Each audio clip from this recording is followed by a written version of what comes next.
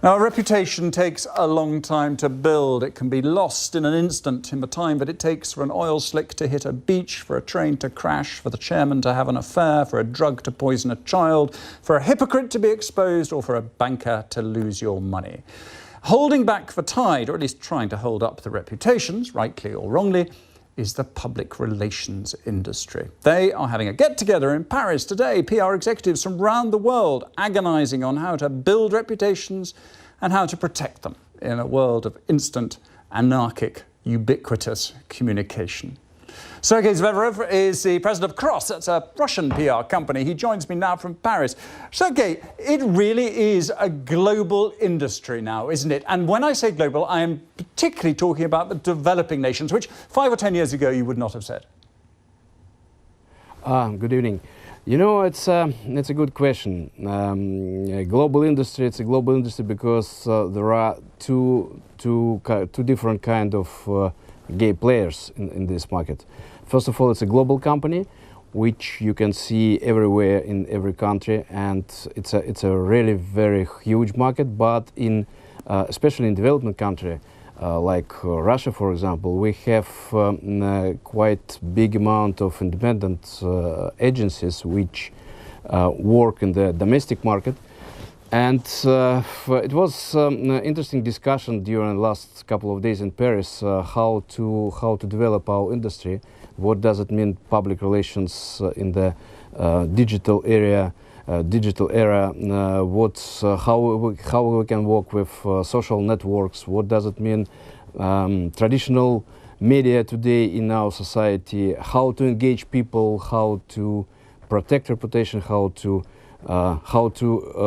help reputation of public relations too. Now, in Russia, the social media, I'm interested, you mentioned that, social media networks. Do you regard the social network media as a threat or as a tool which you can use? You know, it's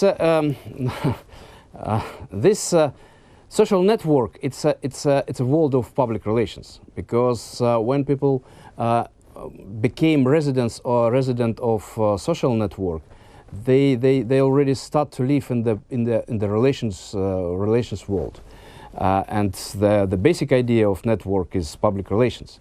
You establish your relationship with your friend. You try to understand what people who are interesting for you, what they are talking about, what they are thinking about, and for us, it's a quite different world. From one hand, social networks and everything what happens in social networks, it's a reflection from the real world, from one hand.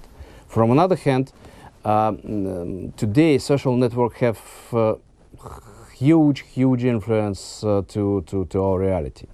And from one hand, of course, it's tool, and we try to understand how to work, how to manage discussion, how to create and how to engage people, how to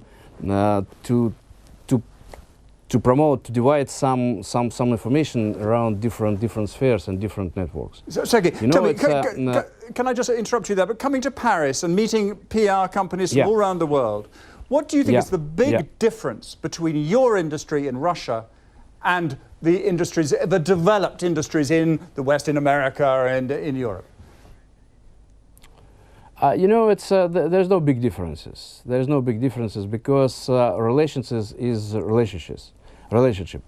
It's just question of the mental differences or culture differences.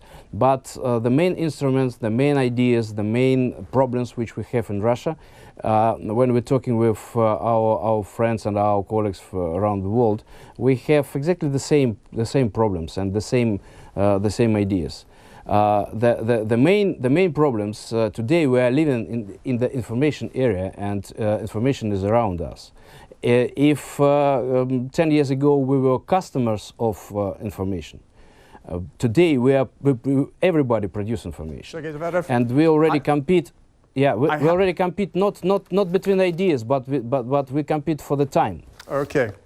Sergei, fascinating people, talking to you. How to do it. I have to interrupt you because we're running out of time, as you so rightly say. Sure. We have not enough of it. Thank you very much indeed for talking to us on the business edition of the BBC.